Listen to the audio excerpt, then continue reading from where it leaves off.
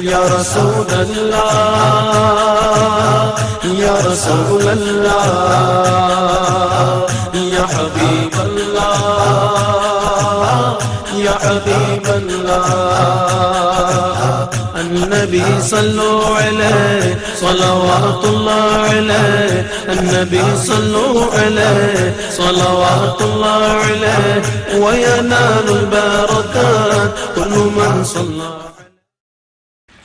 الحمد لله نحمده ونستعينه ونؤمن به ونتوكل عليه ونعوذ بالله من شرور أنفسنا ومن سيئات أعمالنا من يهده الله فلا مضل له ومن يضلل فلا هادي له نشهد أن لا إله إلا الله وحده لا شريك له ونشهد أن محمدًا عبده ورسوله أرسله بالهدى ودين الحق ليظهره على الدين كله ولو كره المشركون. اللهم صل وسلم وبارك على رسولك وحبيبك سيدنا محمد وعلى آل وأصحاب سيدنا ومولانا محمد وعلى جميع الأنبياء والمرسلين والآل والصحابة أجمعين. أما بعد، أعوذ بالله من الشيطان الرجيم. بسم الله الرحمن الرحيم.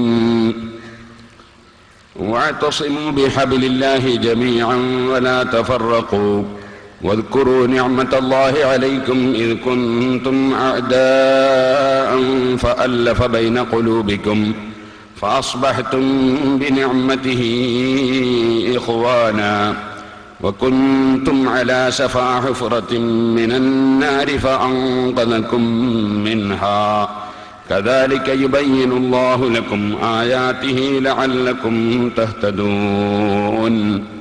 ولتكن منكم أمة يدعون إلى الخير ويأمرون بالمعروف وينهون عن المنكر وأولئك هم المفلحون.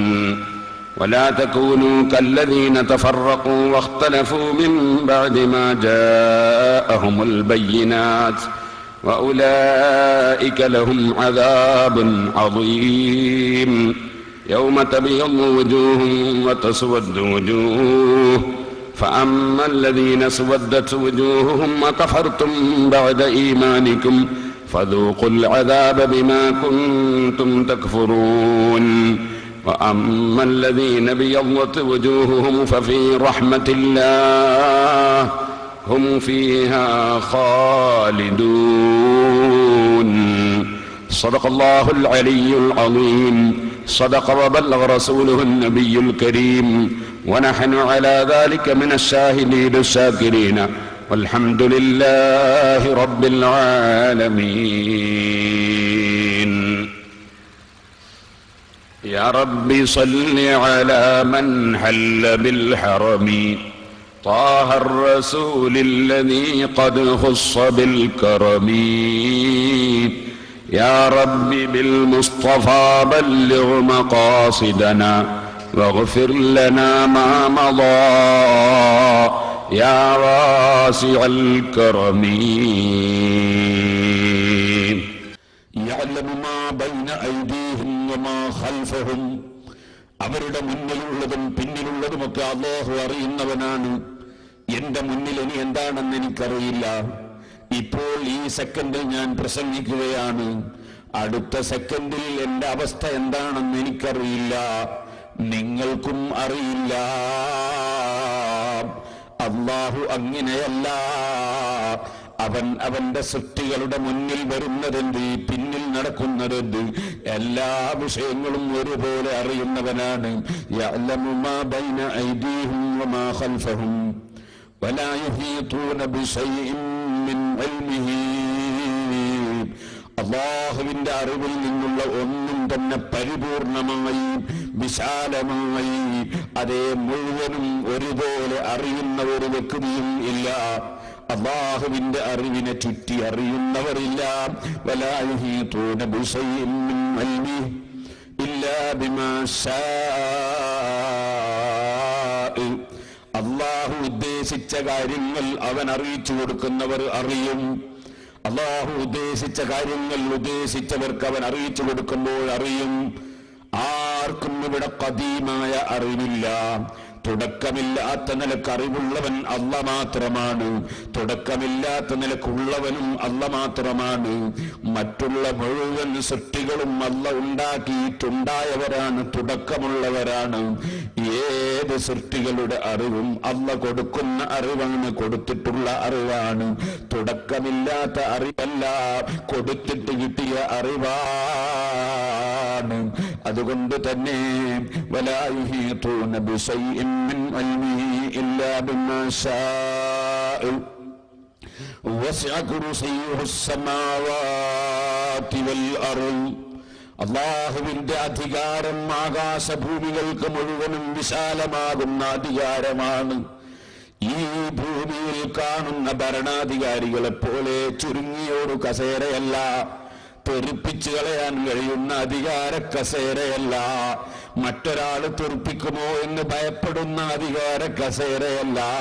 അതൊരു പഞ്ചായത്തിലെ വാർഡിൽ മാത്രമല്ല, ഒരു സ്റ്റേറ്റിലും ഒരു രാഷ്ട്രത്തിലും ഒരു ഭൂമിയിലും മാത്രമല്ല. വസിഅ കുർസിയ്യുഹു സ്സമാവാതി വൽ അർള്. സർവ്വ ആകാശങ്ങളിലും ഭൂമികളിലും അവന്റെ അധികാരവും വിശാലമാണ്. അവന്റെ കുർസി എന്ന സൃഷ്ടിയും വളരെ വിശാലം തന്നെ. വസിഅ കുർസിയ്യുഹു സ്സമാവാതി വൽ അർള വലാ യഊദുഹു ഹിഫ്ളുഹുമാ വഹുവൽ അലിയ്യുൽ അദീം. ഈ ആകാശങ്ങളെയും ഭൂമികളെയും ഒക്കെ സംരക്ഷിച്ച് വളർത്തി പോറ്റിക്കൊണ്ടുപോകുന്ന റബ്ബിന് അത് മുഖേന ഒരു പ്രശ്നവുമില്ല. അവൻ മുഴുവനും സംരക്ഷിച്ചു വരുന്നു. ഈ അർത്ഥം ഇതൊരു ചെറിയ സാരാംശം പറഞ്ഞതാണ്.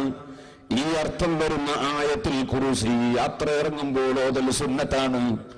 ലീലാഫ് ഖുറൈശ് സൂറത്ത് ഓതലും പ്രത്യേകം സുന്നത്താണ്. യാത്ര ഇറങ്ങുന്നവർ സുബ്ഹിന്റെ ശേഷമല്ല, സുബ്ഹിന്റെ ശേഷമല്ല, അസറിന്റെ ശേഷമല്ല, നട്ടുച്ച സമയത്ത് സൂര്യൻ തലയുടെ നേരെ മേലെ ഉള്ള സമയത്തല്ല. ഈ 3 സമയത്തല്ലാതെ ഇറങ്ങുന്നവരാണെങ്കിൽ യാത്രയുടെ സുന്നത്ത് നിസ്കാരവും അവർക്ക് പ്രത്യേകം സുന്നത്താണ്. സുബ്ഹി നിസ്കരിച്ചിറങ്ങുന്നവർ യാത്രയുടെ സുന്നത്ത് നിസ്കരിക്കരുത്. അസർ നിസ്കരിച്ചിറങ്ങുന്നവർ യാത്രയുടെ സുന്നത്ത് നിസ്കരിക്കരുത്.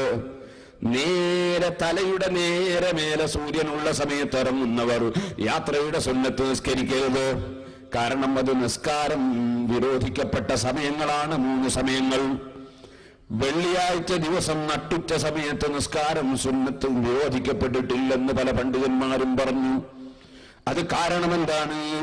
അത് ഖുതുബയുടെ മുമ്പുള്ള ആ ഉച്ച സമയം, അത് പ്രത്യേകം സുന്നത്ത് നിസ്കാരങ്ങളും ദിക്റും സലാത്തും ഖുർആനും കൊണ്ടുവരേണ്ട സമയമാണ്. അതുകൊണ്ട് ആ സമയത്തിന് വെള്ളിയാഴ്ചയിൽ പ്രത്യേകം ഇളവുണ്ട്. ഇരിക്കട്ടെ, ഞാനിപ്പോൾ അതിലേക്കൊന്നും വിശദമായി കടന്ന് സംസാരിക്കുന്നില്ല. പറഞ്ഞു വന്നത്, അപ്പൊ യാത്ര ഇറങ്ങുന്നവർക്ക് പ്രത്യേകം 2 റക്അത്ത് സുന്നത്ത് നിസ്കാരമുണ്ട്. ആ സുന്നത്ത് നിസ്കാരം സുബ്ഹിന് ശേഷം സൂര്യൻ ഉദിച്ചു വരുന്നതിന് മുമ്പാണെങ്കിൽ നിസ്കരിക്കേണ്ടതില്ല, നിസ്കരിക്കാൻ പാടില്ല.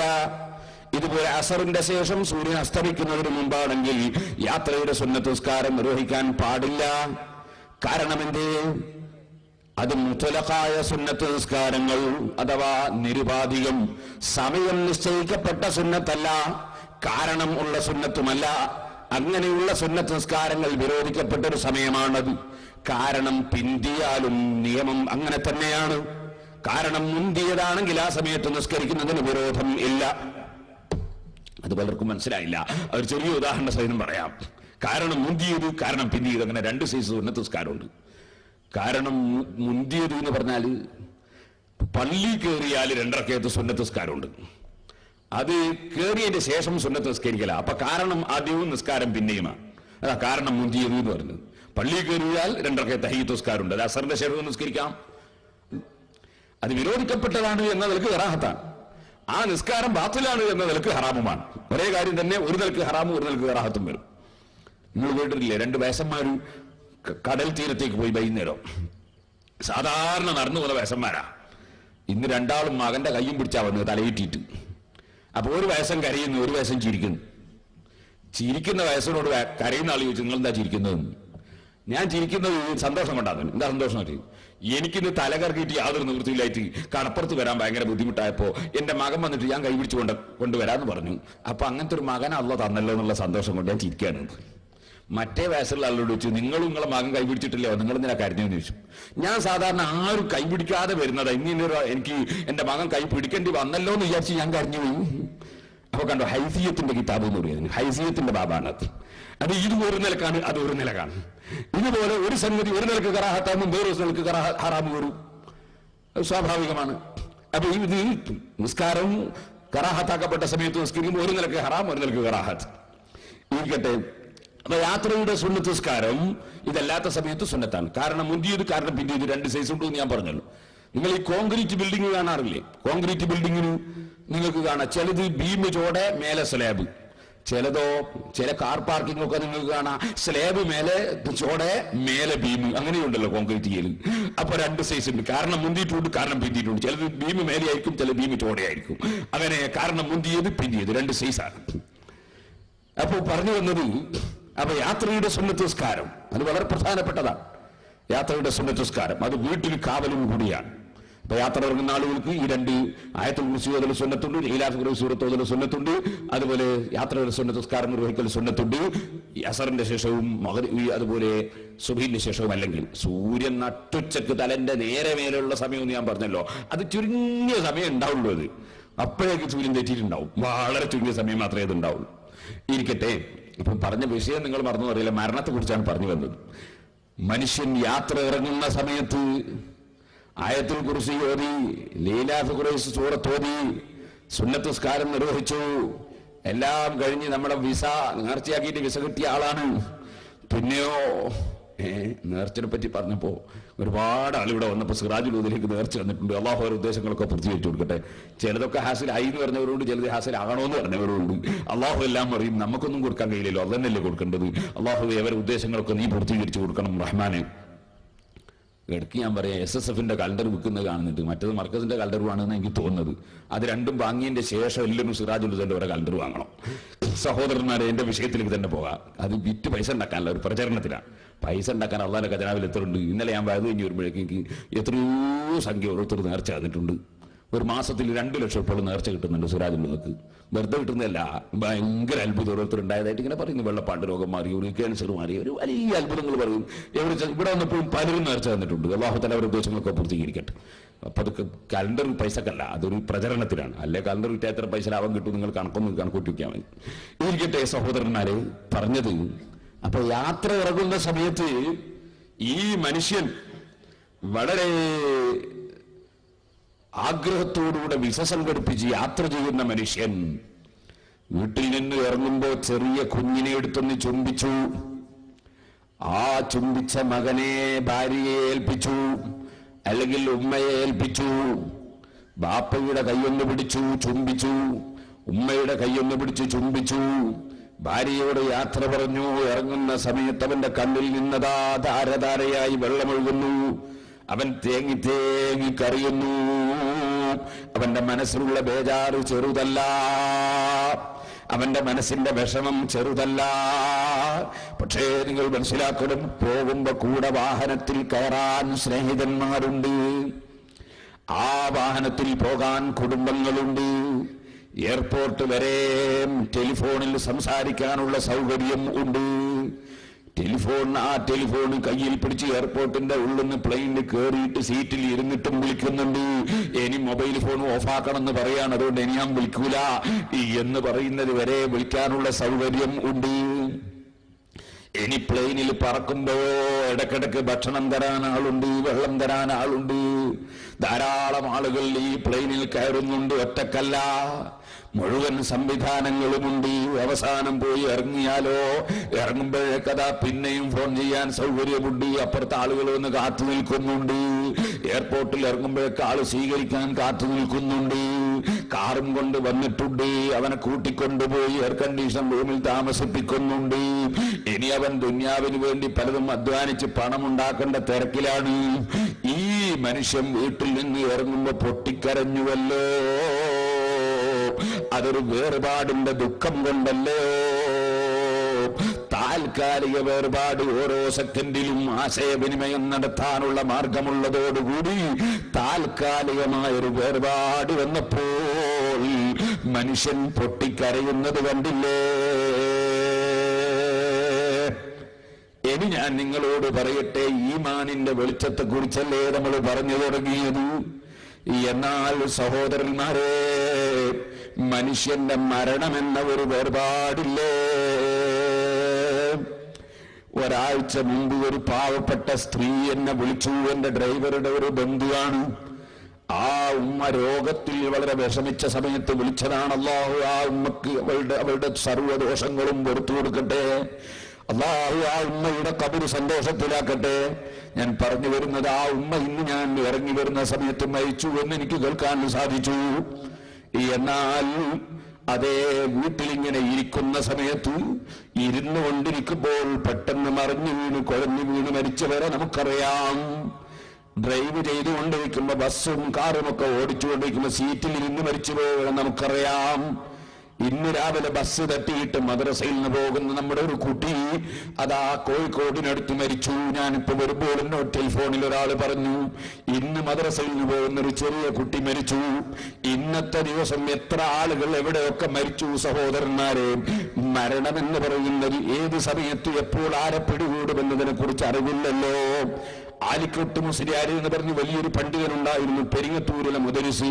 അദ്ദേഹം വഅദ് പറഞ്ഞുകൊണ്ടിരിക്കുമ്പോ വഅദ് നിർത്തി, നിസ്കരിച്ചിട്ട് ബാക്കി പറയാമെന്ന് മനസ്സിലാക്കി നിർത്തി.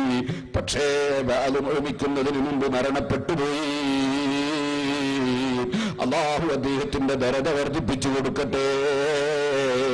ഞാനിത് പറഞ്ഞു വരുന്നത്, പ്രസംഗിക്കുന്ന എനിക്ക് അടുത്ത നിമിഷത്തിൽ എന്റെ ജീവിതം ഉണ്ടോ ഇല്ലേ എന്നതിനെ കുറിച്ച് വിവരം ഇല്ല. പ്രസംഗം കേൾക്കുന്ന നിങ്ങൾക്ക് അടുത്ത നിമിഷത്തിൽ നിങ്ങളുടെ ജീവിതത്തെ കുറിച്ചുള്ള വിവരം ഇല്ല. ഏത് സമയത്ത് വന്ന് വിളിച്ചാലും പോകാതെ നിർവാഹം ഇല്ല. ഏത് സമയത്ത് വിളിച്ചാലും പോകൽ നിർബന്ധമാണ്, പോകാതെ നിർവാഹം ഇല്ല. ഈ വേർപാടും കാത്തിരിക്കുന്ന നമ്മൾ ആ വേർപാടിനെ കുറിച്ചൊന്ന് ചിന്തിക്കണ്ടേ? വേർപാടെങ്ങനെ? നമ്മുടെ ദുബായിലേക്കുള്ള യാത്ര പോലെയല്ല. വേർപാട് കഴിയുന്നതോടുകൂടെ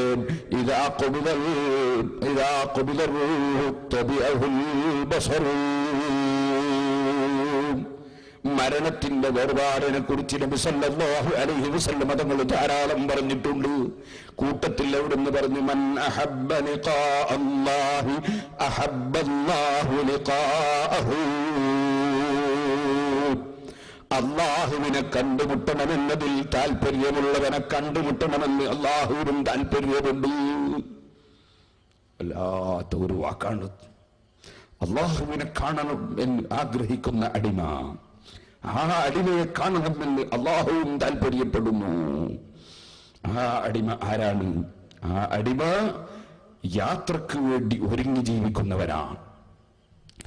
യാത്രക്ക് വേണ്ടി ഒരുങ്ങി ജീവിക്കുന്നവൻ അവൻ എപ്പോഴും എന്റെ യജമാനന്റെ സമീപത്തെത്തണം, എന്റെ യജമാനനെ കാണണം, എന്റെ യജമാനൻ എന്നെ വിളിക്കുമ്പോൾ പോകണം. ആ ഒരു ചിന്തയിലാണ് അവന്റെ ജീവിതം. അവനാണ് വാസ്തവത്തിൽ ബുദ്ധിയുള്ളവൻ.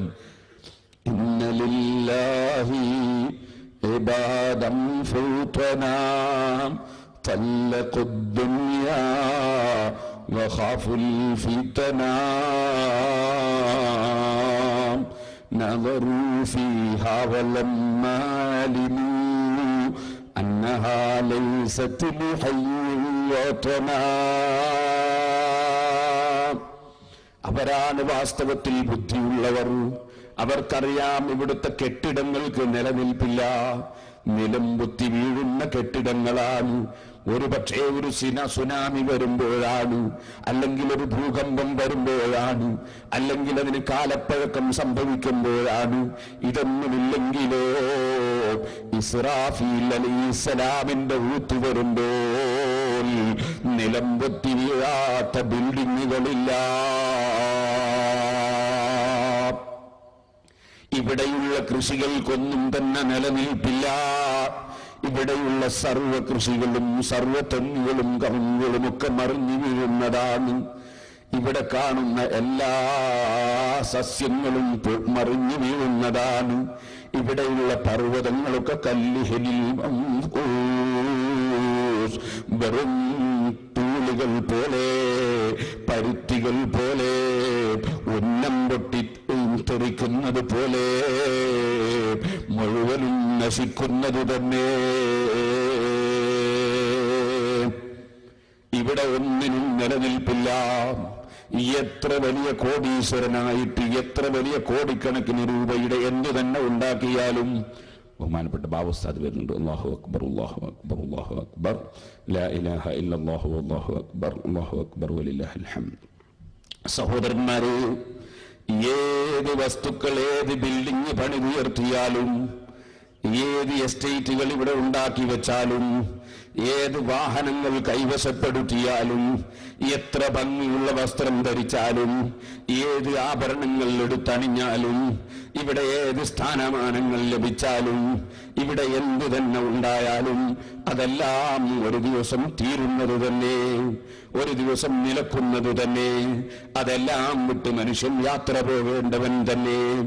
ആ യാത്ര പോകുന്ന സമയത്ത് അല്ലാഹുവിന്റെ ഹബീബായ നബി സല്ലല്ലാഹു അലൈഹി വസല്ലം പറഞ്ഞു, ഈമാനും തഖ്വയുമുള്ള മനുഷ്യന്റെ മരണമാണെങ്കിൽ അല്ലാഹുവിന്റെ റഹ്മത്തിന്റെ മലക്കുകൾ വന്ന് മുൻഭാഗത്ത് വന്ന് നിറഞ്ഞുപോയി. പട്ടുകളുണ്ട്, സ്വർഗത്തിൽ നിന്ന് കൊണ്ടുവന്ന പട്ടുകളുണ്ട്, സ്വർഗത്തിൽ നിന്ന് കൊണ്ടുവന്ന സുഗന്ധങ്ങളുണ്ട്. സ്വന്തം ശരീരത്തിന്റെ സമീപത്ത് മലക്കുകൾ വന്നിരുന്ന് ആവശ്യപ്പെടുന്നു, യാ അയ്യത്തുഹൻ നഫ്സു ത്വയ്യിബ ഉഖ്റുജീ, ഓ സംശുദ്ധമായ ആത്മാവേ, നീ സന്തോഷത്തോടെ സംതൃപ്തിയോടിരിക്കുന്ന റബ്ബിന്റെ സമീപത്തേക്ക് ഇറങ്ങി വന്നോ. മുത്തഖിയായ മനുഷ്യനോട് പറയുന്ന സമയം അവന്റെ ശരീരത്തിൽ നിന്ന് തോൽപാത്രത്തിലുള്ള വെള്ളം നിങ്ങൾ ഒഴിക്കുന്ന സമയത്ത് വെള്ളം ഒഴിഞ്ഞു വരുന്നത് പോലെ നിഷ്പ്രയാസം മുഅ്മിനായ മനുഷ്യന്റെ ആത്മാവ് പുറത്തേക്ക് വരുന്നു. വന്നു കഴിയുമ്പോൾ ആ ആത്മാവിന് എന്തൊരു പരിമളമാണ്, എന്തൊരു സുഗന്ധമാണ്, മലക്കുകൾക്ക് എന്തൊരു സന്തോഷമാണ്, എന്തൊരു നല്ല മണം. ഓരോ മലക്കുകളും ആ സുഗന്ധമുള്ള ആത്മാവ് സ്വർഗത്തിൽ നിന്ന് കൊണ്ടുവന്ന പട്ടിൽ പൊതിഞ്ഞുകൊണ്ട് ഒന്നെന്റെ കയ്യിൽ തരൂ, ഒന്നെന്റെ കയ്യിൽ തരൂ, ഞാനൊന്ന് സ്വീകരിക്കട്ടെ. ഇതെന്തൊരു സുഗന്ധമാണെന്ന് പറഞ്ഞ് മലക്കുകൾ മുഴുവനും വലിയ സ്വീകരണം തന്നെ. ആകാശഭാഗത്തുള്ള മുഴുവൻ മലക്കുകളും പ്രാർത്ഥിക്കുന്നു, റബ്ബേ, ഭൂമിയുടെ ഭാഗത്ത് എന്തൊരു നല്ല മണമുള്ള വസ്തുവാണ് ഉയർന്നു വരുന്നത്, എന്റെ സമീപത്തുകൂടി ഉയർത്തണം റബ്ബേ. ആത്മാവ് മേൽപോട്ടെത്തി തുറക്കപ്പെടേണ്ട വാതിലുകളൊക്കെ തുറക്കപ്പെട്ടു. പൂർവകാലത്ത് കഴിഞ്ഞുപോയ സജ്ജനങ്ങളുടെ ആത്മാക്കളുടെ കൂടെ സന്തോഷത്തോടെ പോയി കഴിയുന്നു. ഖബറിലേക്ക് അവന്റെ ശരീരം കൊണ്ടുപോകുമ്പോ ഖദ്ദിമൂനി ഖദ്ദിമൂനി ഖദ്ദിമൂനി, എന്നെ ഒന്ന് വേഗം കൊണ്ടുപോയി കിടത്തണമെന്ന് അവന്റെ ശരീരം ആവശ്യപ്പെടുന്നു. ആ ശരീരം ഖബറിലെത്തുമ്പോൾ മലക്കുകൾ വന്ന് ഈമാനിനെ സംബന്ധിച്ചുള്ള ചോദ്യങ്ങൾ ചോദിക്കുന്നു. ചോദ്യങ്ങൾക്ക് മുഴുവനും സുന്ദരമായി മറുപടി നൽകുന്നു. അവിടെ നന്നായി കിടന്നുറങ്ങാൻ അവർ നിർദ്ദേശിക്കുന്നു. നിനക്ക് മറുപടി അറിയാമെന്ന് ഞങ്ങൾക്ക് നേരത്തെ തന്നെ ബോധ്യമുണ്ടെന്ന് മറുപടി പറയുന്നു. സ്വർഗത്തിന്റെ ഒരു വാതിൽ തുറക്കുന്നു. സ്വർഗത്തിന്റെ പരിമളങ്ങൾ അനുഭവിച്ച് മുഅ്മിനായ മനുഷ്യൻ അവിടെ കിടക്കുമ്പോൾ യാ റബ്ബി അഖിമിസ്സാബ്, യാ റബ്ബി അഖിമിസ്സാബ്, ഖിയാമത്ത് നാളൊന്ന് ഉണ്ടാക്കി തരൂ റബ്ബേ, എനിക്ക് ആ സ്വർഗത്തിലേക്ക് അങ്ങ് കടക്കാമല്ലോ. ഖബറിന്റെ ഉള്ളിൽ നിന്ന് സജ്ജനങ്ങൾ റബ്ബിനോട് പ്രാർത്ഥിക്കുന്നു. അഷ്റഫുൽ ഖൽഖ് മുഹമ്മദുർ റസൂലുള്ളാഹി. അത് സജ്ജനങ്ങളുടെ മരണവാർത്തയാണ്. റബ്ബേ, എന്ത് തെറ്റുകുറ്റങ്ങൾ അടിയങ്ങളായ ഞങ്ങളിൽ വന്നുപോയെങ്കിലും അത് മുഴുവനും മാപ്പാക്കി ഞങ്ങളെ നന്നാക്കി ഞങ്ങളുടെ മരണം സന്തോഷത്തിന്റെ മരണമാക്കണം റഹ്മാനേ. ഓ സഹോദരന്മാരെ, ഞാൻ നീട്ടി സംസാരിക്കുന്നില്ല. കേട്ടിട്ടില്ലേ നിങ്ങൾ ബഹുമാനപ്പെട്ട ഉമർ ഇബ്നുൽ ഖത്താബ് റളിയല്ലാഹു തആല അൻഹു തങ്ങളെ മുന്നിൽ വെച്ച് മുൻകർ നക്കീർ അലൈഹിമുസ്സലാമിന്റെ ചോദ്യത്തെ സംബന്ധിച്ച് അല്ലാഹുവിന്റെ റസൂൽ പറഞ്ഞപ്പോൾ, ഓ നബിയേ, ഉമറായി തന്നെ ഖബറിലുണ്ടാകുമോ? ഉണ്ടാകും ഉമറേ. എന്നാ മലക്കുകൾ എന്നെ ചോദ്യം ചെയ്യാൻ വരട്ടെ, അപ്പോൾ പറയാം. ഉമർ ഇബ്നുൽ ഖത്താബ് അതങ്ങ് പറഞ്ഞു. മുൻകർ നക്കീർ അലൈഹിമുസ്സലാം ചോദ്യത്തിന് വന്നു. ചോദ്യമൊക്കെ ചോദിച്ചപ്പോ ഉമർ ഇബ്നുൽ ഖത്താബ് തിരിച്ചൊരു ചോദ്യം മലക്കുകളോട്, അൻതുമാ മിർ റബ്ബികുമാ, നിങ്ങളെ രണ്ടാളെയും അല്ലാഹ് പറഞ്ഞേച്ചിട്ട് ഉമറിനെ ചോദിക്കാൻ വന്നതാണോ? ഈ ചോദ്യം കേട്ടപ്പോ ഹാദാ ഉമറു, ഇത് ഉമർ ഇബ്നുൽ ഖത്താബാണ്, നമ്മൾ പ്രതികരിക്കേണ്ടതില്ല. സമൂഹത്തെ ഉത്ബോധിപ്പിക്കാൻ ഒരുപാട് കിതാബുകൾ രചിക്കുകയും ക്ലാസ് നടത്തുകയും പ്രസംഗിക്കുകയും ദർസ് നടത്തുകയും ശിഷ്യന്മാരെ വളർത്തിയെടുക്കുകയും ചെയ്തുകൊണ്ട് ജീവിതം മുഴുക്കെ ഈ ഖബറിലെ ചോദ്യത്തിന് മറുപടി പറയാൻ പഠിപ്പിച്ച എന്നെ ജനങ്ങൾ അബുൽ മആലി എന്ന പേരും വെച്ച് ഞാൻ ജീവിച്ചു മരിച്ചിട്ട് ഖബറിലെത്തിയതിനു ശേഷം ഈ എന്നോടും നിങ്ങളെ ചോദ്യം ആവശ്യമുണ്ടോ എന്ന് ഇമാമുൽ ഹറമൈൻ തങ്ങൾ ചുമ്മാ അങ്ങോട്ട് ചോദിച്ചിട്ടുണ്ടെന്ന് ഇമാം സൂത്തി റഹിമഹുല്ലാഹ് അൽ ഹബീൽ ഫതാവയിൽ രേഖപ്പെടുത്തിയത് കാണാം. ഇരിക്കട്ടെ സഹോദരന്മാരെ, ഖബറിലെ ചോദ്യമുണ്ട്. പക്ഷേ മഹാന്മാർക്കതൊരു പ്രശ്നമല്ല. ആ ചോദ്യം, ഖബറിലെ ചോദ്യവും ഒക്കെ കഴിഞ്ഞ് സന്തോഷത്തോടെ കഴിയുമ്പോ സ്വർഗത്തിലേക്ക് കടക്കാനുള്ള ആഗ്രഹം കൊണ്ട് യാ റബ്ബി അഖിമിസ്സാഅ, ഖിയാമത്ത് നാളായി കിട്ടാൻ വേണ്ടി റബ്ബിനോട് അവർ പ്രാർത്ഥിച്ചു കിടക്കുന്നു. ഇത് മുഅ്മിനീങ്ങളെ വേർപാടിനെ സംബന്ധിച്ച് ചെറിയൊരു വിവരണം പറഞ്ഞതാണ്. അതൊരു കുറെ കൊല്ലങ്ങൾ പറഞ്ഞാൽ തീരുന്ന വിഷയം അല്ല. അല്ലാഹുവേ, ഞങ്ങളുടെ വേർപാട് സന്തോഷത്തിന്റെ വേർപാടാക്കണം റഹ്മാനേ. ഓ ചെറുപ്പക്കാരേ, മറുഭാഗത്തൊരു യാത്രയുണ്ട് കേട്ടോ. ആ യാത്രയെ കുറിച്ച് അവിടുന്ന് പഠിപ്പിക്കുന്നു. അദാബിന്റെ മലക്കുകൾ വന്ന് നിറഞ്ഞുപോയി. കരിമ്പടം പോലുള്ള ചില തുണികൾ അവർ കൊണ്ടുവന്നിട്ടുണ്ട്. അവന്റെ ആത്മാവിന്റെ സമീപത്ത് എന്ന് വിളിച്ചു പറയുന്നു, ഓ മോശമായ ആത്മാവേ, നിന്റെ നാഥനായ റബ്ബ് നിന്നോട് കോപത്തിലാണ്, നീ ഇറങ്ങി വന്നോ.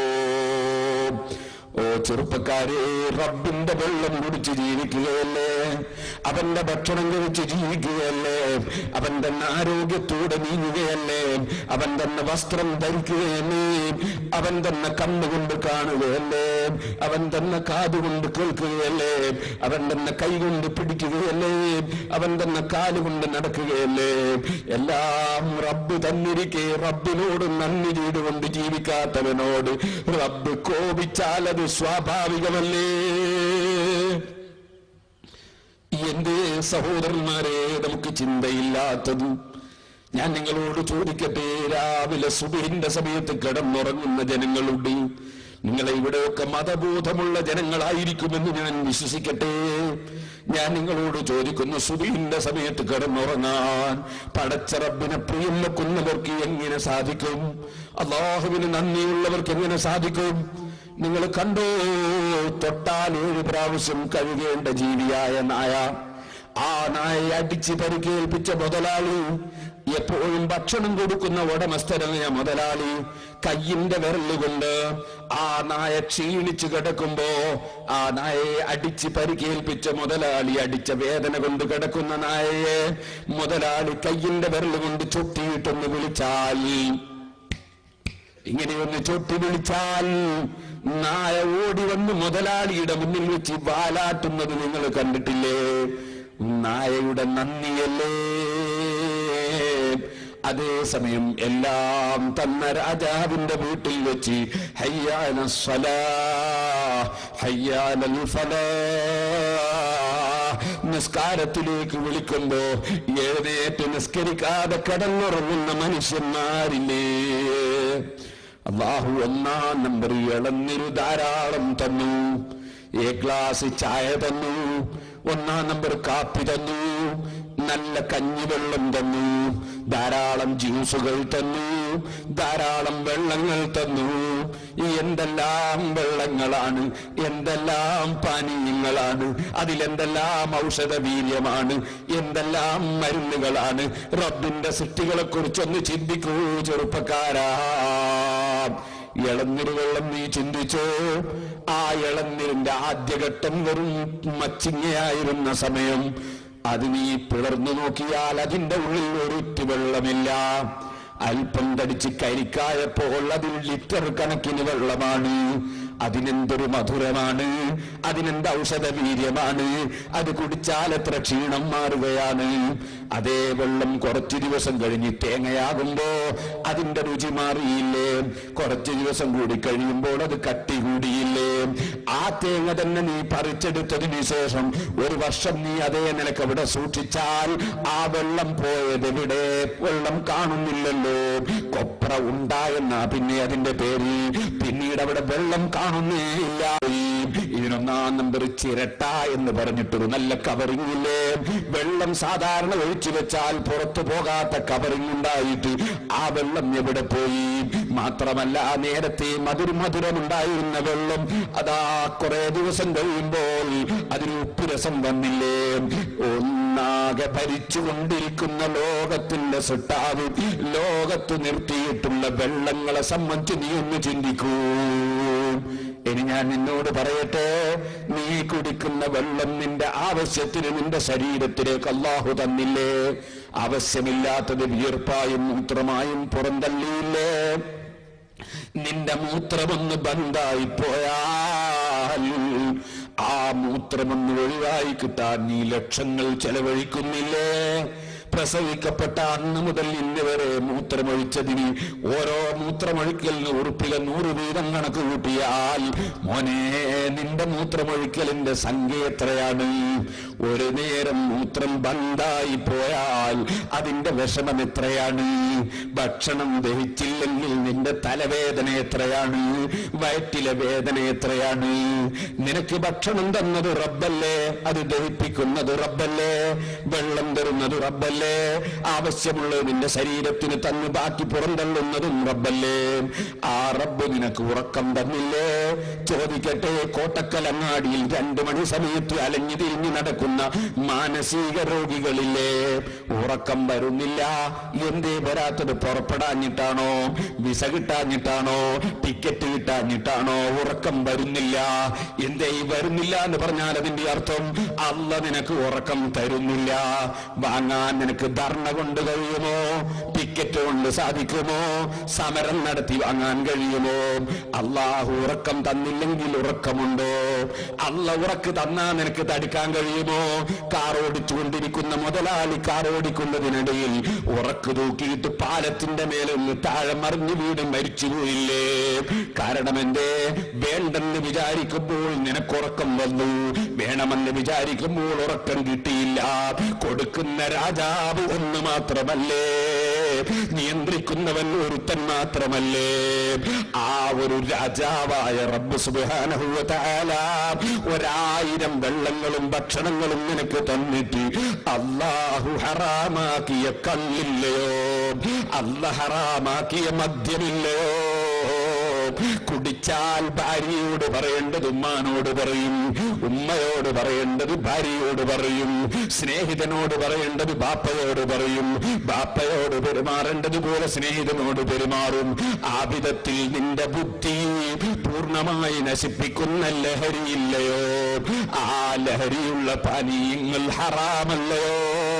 അത് നജസല്ലയോ? ഓ മനുഷ്യ, ഛർദിച്ചത് നജസല്ലേ?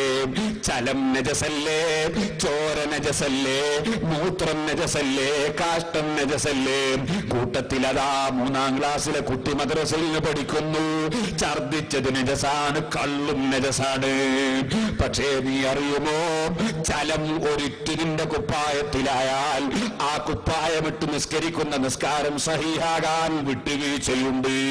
ഒരിറ്റ് കള്ളു നിന്റെ കുപ്പായത്തിലായാൽ ആ കുപ്പായമിട്ട് നിസ്കരിക്കുന്ന നിസ്കാരം സഹിയാകാൻ വകുപ്പില്ല.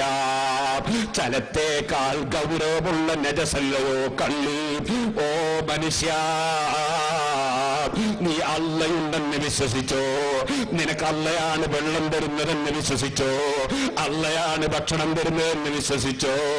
എന്നാ ചോദിക്കട്ടെ, അതാ തൊണ്ടയ്ക്ക് ക്യാൻസറായി പോയി, ആമാശയത്തിന് ക്യാൻസറായി പോയി, ഒരിറ്റ് വെള്ളം കുടിക്കണ്ടെന്ന് റബ്ബ് തീരുമാനിച്ചപ്പോ പടുകൂറ്റൻ കോടീശ്വരനായ മുതലാളി മെഡിക്കൽ കോളേജിന്റെ മേൽപോട്ട് നോക്കി കിടക്കുന്നു, ദാഹിക്കുന്നു, വിശക്കുന്നു, മക്കള് 4 ഭാഗത്തുമിരുന്ന് പൊട്ടിക്കരയുന്നു, ബാപ്പയും കരയുന്നു. അല്ലാഹു നിശ്ചയിച്ച സമയമങ്ങ് കഴിഞ്ഞപ്പോ, അല്ല ഇനി വെള്ളം കുടിക്കണ്ടെന്ന് തീരുമാനിച്ചപ്പോ ഒരു മുതലാളിക്കും വെള്ളമില്ല കേട്ടോ, ഭക്ഷണമില്ല കേട്ടോ. അധികാരം റബ്ബിനല്ലാതെ മുതലാളിക്ക് അധികാരമുണ്ടോ? ഭരണാധികാരി എന്ന നിലക്ക് മന്ത്രിയും എംപിയും എംഎൽഎയും പഞ്ചായത്ത് മെമ്പറും ഒക്കെ ആയി നടക്കുകയെന്നല്ലാതെ അധികാരം റബ്ബിനല്ലാതെയുണ്ടോ? قل اللهم مالك الملك تؤتي الملك من تشاء وتنزع الملك ممن تشاء وتعز من تشاء وتذل من تشاء بيدك الخير. അധികാരം മുഴുവനുമുള്ള റബ്ബിന്റെ തീരുമാനമില്ലാതെ അവൻ തരാതെ നിനക്ക് വെള്ളം കുടിക്കാൻ കഴിയുമോ? ഭക്ഷണം കഴിക്കാൻ കഴിയുമോ?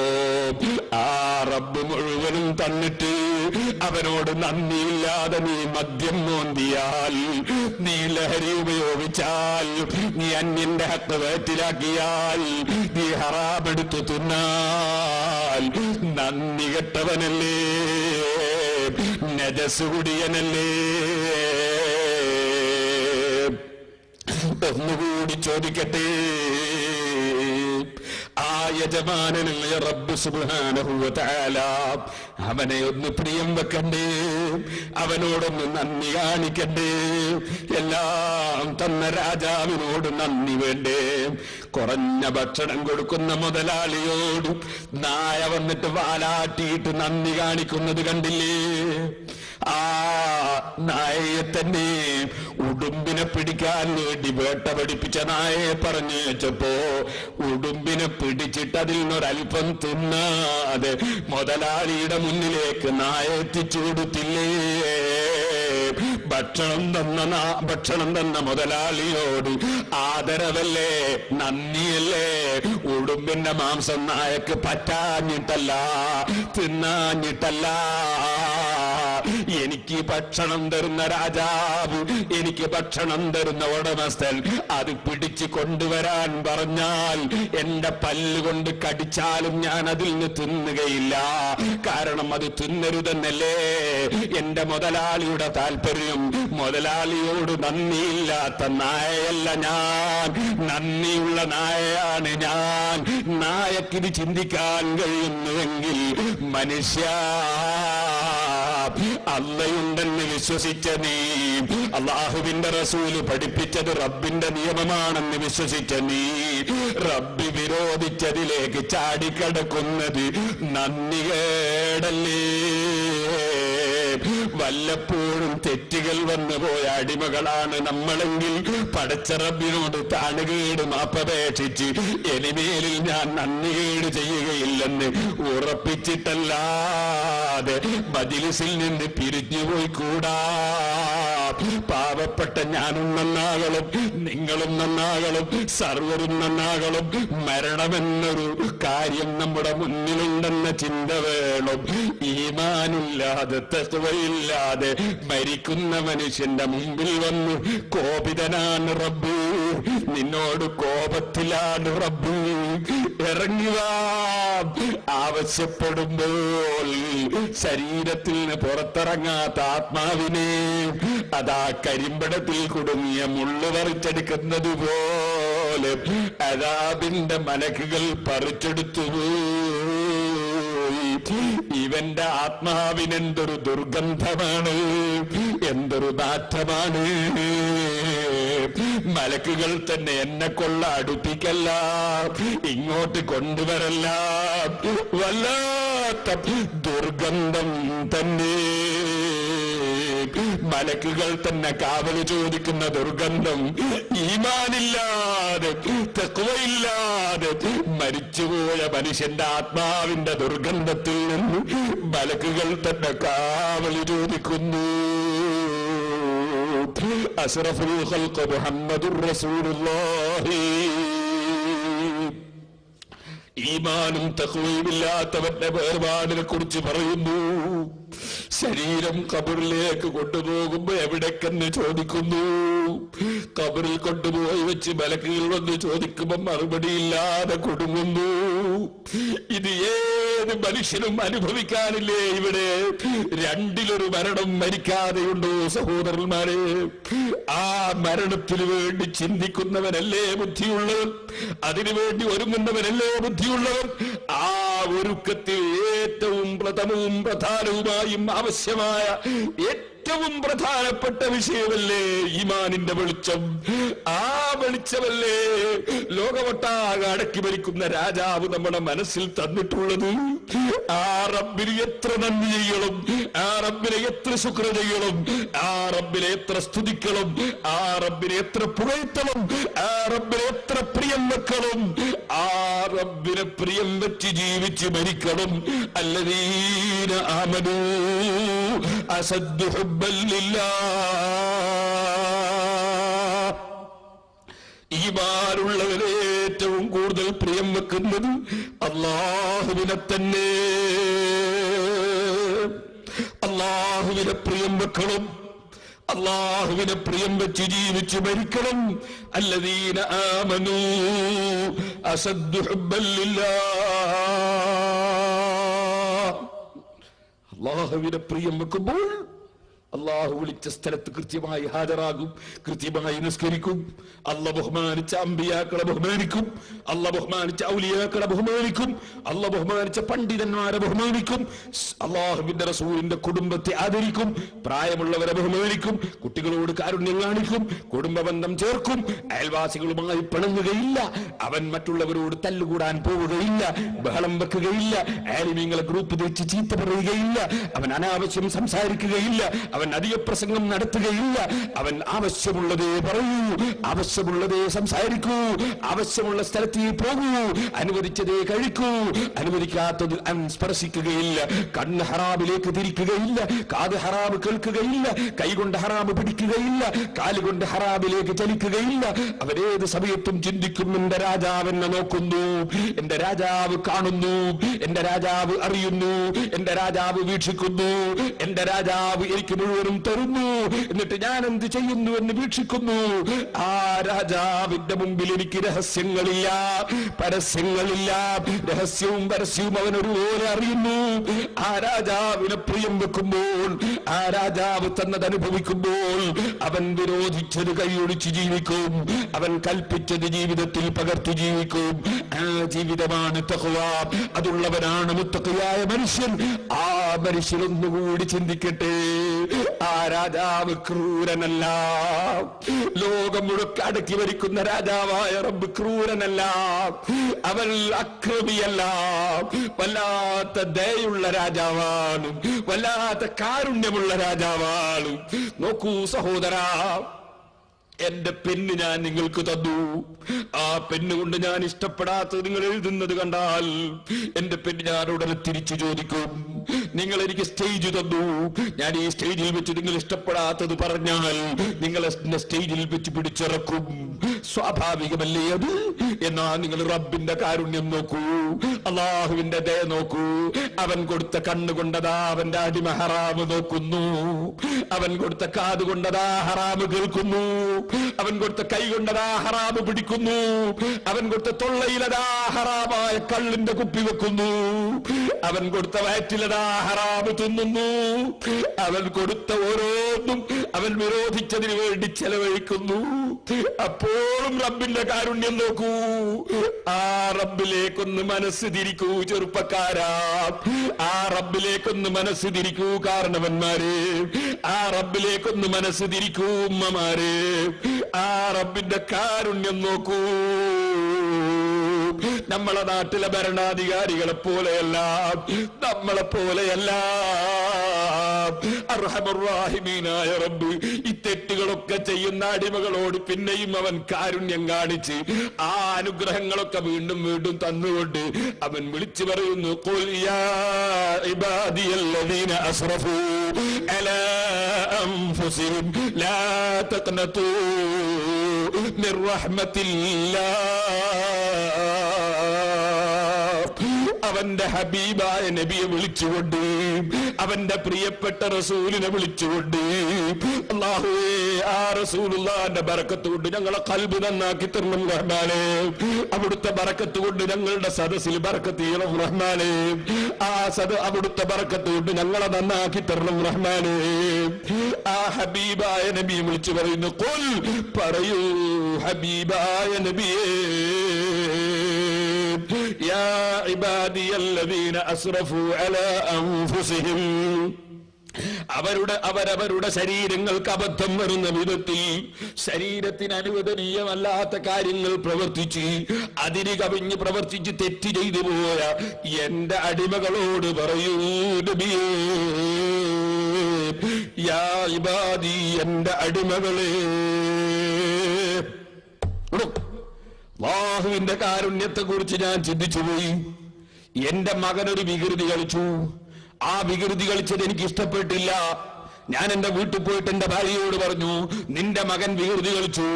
എന്റെ മകൻ എന്ന് പറയാൻ എന്റെ മനസ്സനുവദിച്ചില്ല, കാരണം ഞാൻ ഇഷ്ടപ്പെടാത്തത് ചെയ്തതുകൊണ്ട്. ഉടനെ തന്നെ ഞാൻ ആ മകനെ ഭാര്യയിലേക്കാണ് നിസ്ബ ചെയ്തത്, ഭാര്യയിലേക്കാ ചേർത്തത്. ഞാൻ പറഞ്ഞു, നിന്റെ മകൻ വികൃതി കാണിച്ചു എന്നാ പറയുന്നു. എന്റെ മകൻ എന്ന് പറയാൻ എന്റെ മനസ്സനുവദിച്ചില്ല, കാരണം ആ ചെയ്ത പണിയോട് എന്റെ പ്രതിഷേധമാണ്. എന്നാൽ അല്ലാഹുവിന്റെ കാരുണ്യം നോക്കൂ, തെറ്റ് ചെയ്തവരോട് പറയാൻ പറഞ്ഞു, യാ ഇബാദി എന്റെ അടിമകളെ നാ വീണ്ടും അല്ല വിളിക്കുന്നത്. ആ രാജാവിന്റെ ദയ എത്രയാണ്, ആ രാജാവിന്റെ കാരുണ്യം എത്രയാണ്. തെറ്റ് ചെയ്തു പോയ അടിമയെ വീണ്ടും വിളിക്കുന്നു, യാ ഇബാദി എന്റെ അടിമകളെ, എന്റെ അടിമകളെ. അല്ലദീന അസ്റഫൂ അലാ അൻഫുസിഹിം തെറ്റുകൾ വന്നുപോയ അടിമകളെ, ലാ തഖ്നതൂ മിർ റഹ്മത്തില്ലാഹ് അല്ലാഹുവിന്റെ കാരുണ്യത്തിൽ നിങ്ങൾ ആശമുറിയല്ല കേട്ടോ, നിരാശരാകല്ല കേട്ടോ. നിങ്ങൾ എത്ര കള്ളു കുടിച്ചു പോയവരാണെങ്കിലും, നിങ്ങൾ എത്ര കള്ളം പറഞ്ഞു പോയവരാണെങ്കിലും, നിങ്ങൾ എത്ര തെറ്റു വന്നു പോയവരാണെങ്കിലും നിങ്ങൾ നിരാശരാകല്ല.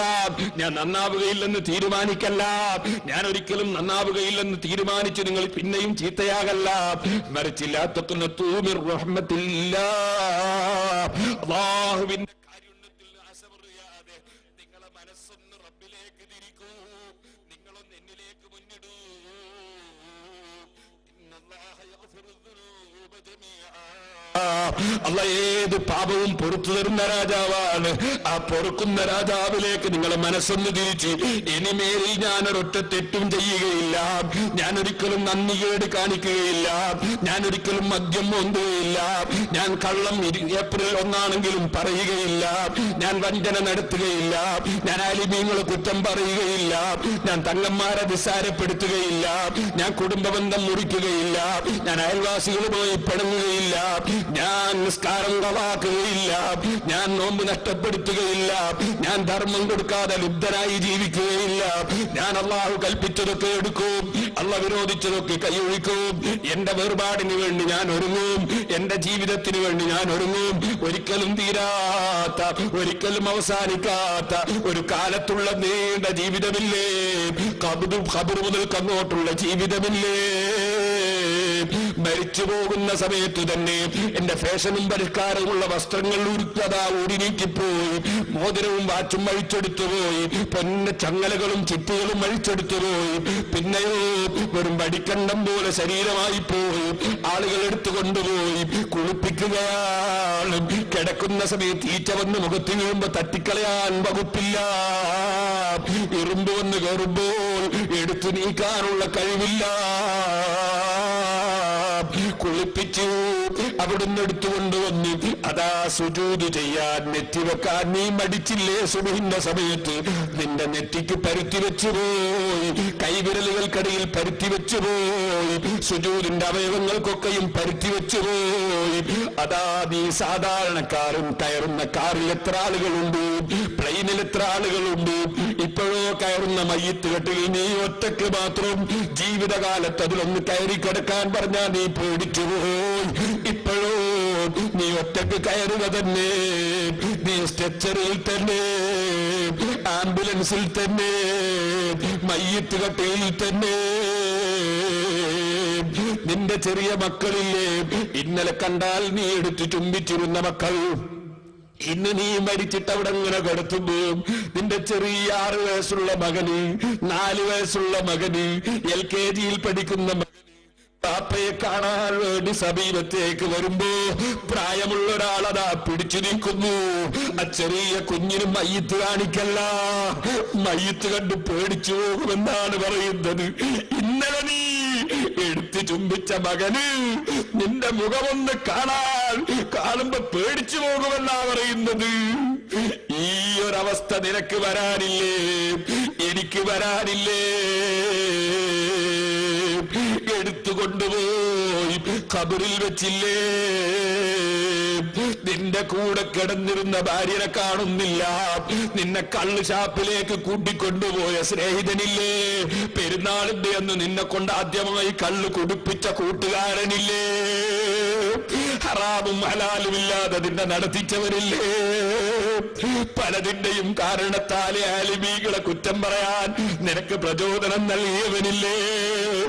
ഒരൊറ്റ മനുഷ്യരും നിന്റെ ഖബറിൽ നിന്റെ കൂടെ കിടക്കാൻ തയ്യാറില്ല, ഇരിക്കാൻ തയ്യാറില്ല. നിന്റെ ഖബറിൽ നീ ഒറ്റക്ക് കിടക്കുന്നു, ഫാന് കറക്കാൻ സൗകര്യമില്ല, എയർ കണ്ടീഷൻ ഇല്ല, ഒരു ചെറിയ ദ്വാരം പോലുമില്ല, ദ്വാരം വെച്ചുകൂടാ. ഖബറിലേക്ക് ദ്വാരം വെച്ചാൽ നിന്റെയും എന്റെയും കിബറ് കാണിച്ച ശരീരമില്ലേ? കണ്ണാടിയുടെ മുന്നിൽ പോയി നിന്നിട്ട് ഞാൻ തരക്കേടിൽ നിന്ന് തോന്നിയില്ലേ? ഞാൻ ആരാണെന്ന് നീ ധരിച്ചില്ലേ?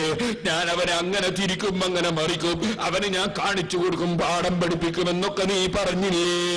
മനുഷ്യ, നീ ഖബറിൽ കിടന്ന് 3-4 ദിവസം കഴിയുമ്പോ പൊട്ടിക്കീറി നാറ്റം തുടങ്ങിയിട്ട്, അതുകൊണ്ട് തന്നെ നിന്റെ ഖബറിൽ നിന്ന് പുറത്തേക്ക് ഒരു ദ്വാരം വെച്ചു കൊടുത്താൽ നിന്റെ ഭാര്യക്ക് പോലും അതിന്റെ സമീപത്തുകൂടി നടന്നു പോകാൻ നിവൃത്തിയില്ല, നാറ്റം തന്നെ.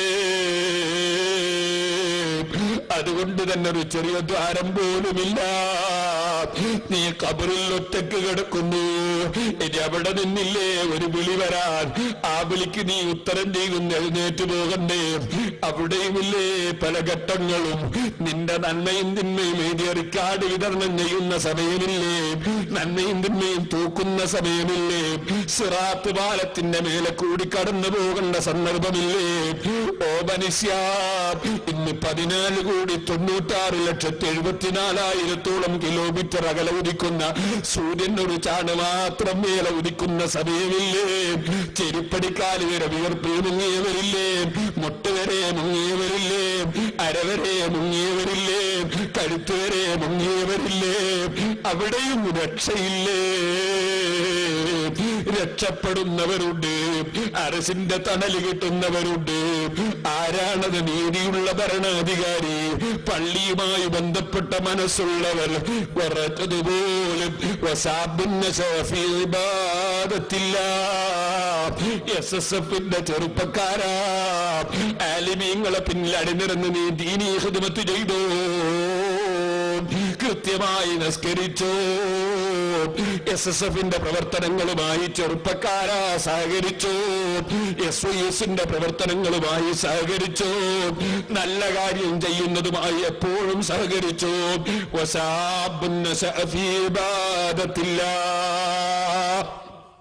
അള്ളാഹുവിന്റെ ഇബാദത്തിലായി വളർന്നു വന്ന ചെറുപ്പക്കാരന് അർശിന്റെ തണലുണ്ട്. വറജുലാനി തഹബ്ബാ ഫില്ലാഹി വജ്തമാ അലൈഹി വതഫാറഖാ അലൈഹി. അള്ളാഹുവിന് വേണ്ടി പരസ്പരം സ്നേഹിച്ചു ഒരുമിച്ച് കൂടുകയും പരസ്പരം വിട്ടുപിരിയുകയും ചെയ്തിട്ടുള്ള, അള്ളാഹ്ക്ക് വേണ്ടി സ്നേഹം പങ്കിട്ടവർക്ക് പ്രത്യേകം അർശിന്റെ തണലുണ്ട്. അള്ളാഹുവിനെ ഭയപ്പെട്ട് ആരും അറിയാതെ അള്ളാഹുവിന്റെ പൊരുത്തത്തിന് സദഖ കൊടുത്തവർക്ക് തണലുണ്ട്. അതേ സുന്ദരമായ സുന്ദരിയായ ഒരു പെണ്ണ് ഏത് നിലക്കും അവളെ ഉപയോഗപ്പെടുത്താൻ പറ്റുന്ന സാഹചര്യത്തിൽ അവളുമായി ഒന്ന് രംഗം പങ്കിടാൻ, അവളുമായി ഒന്നൊരു വ്യഭിചാരം നടത്താൻ സൗകര്യപൂർവം ആരും കാണാത്ത സ്ഥലത്ത് വെച്ച് സന്തോഷത്തോടെ ക്ഷണിച്ചപ്പോൾ അള്ളാഹുവിന്റെ മുമ്പിൽ വഷളാകുമല്ലോ എന്ന് മനസ്സിലാക്കി ആ പെണ്ണിലേക്ക് തെറ്റ് ചെയ്യാൻ പോകാതെ മാറി നിന്നവന് പ്രത്യേകം തണലുണ്ട്. വറജുലുൻ ദക്കറല്ലാഹ ഖാലിയൻ ഫഫാലത് ഐനാ. ഞാൻ എന്റെ പ്രസംഗം നിർത്തട്ടെ. എന്റെ ചെറുപ്പക്കാരെ എഴുന്നേറ്റ് നിൽക്കണം. ദൂരെ നിൽക്കുന്ന മുഅ്മിനീങ്ങളൊക്കെ മജ്ലിസിലേക്ക് വരണം. അള്ളാഹുവിനോട് പ്രാർത്ഥിച്ച് നമുക്ക് പിരിയണം. അള്ളാഹു നമ്മുടെ മജ്ലിസ് ദുആക്ക് ഇജാബത്തുള്ള മജ്ലിസായി സ്വീകരിക്കട്ടെ. വറജുലുൻ ദക്കറല്ലാഹ ഖാലിയൻ ഫഫാലത് ഐനാ. ഒരു മനുഷ്യനും അല്ല തണൽ കൊടുക്കുന്നുണ്ട്. ആരാണത്? അതേ ദക്കറല്ലാഹ ഖാലിയൻ ഫഫാദത് ഐനാ.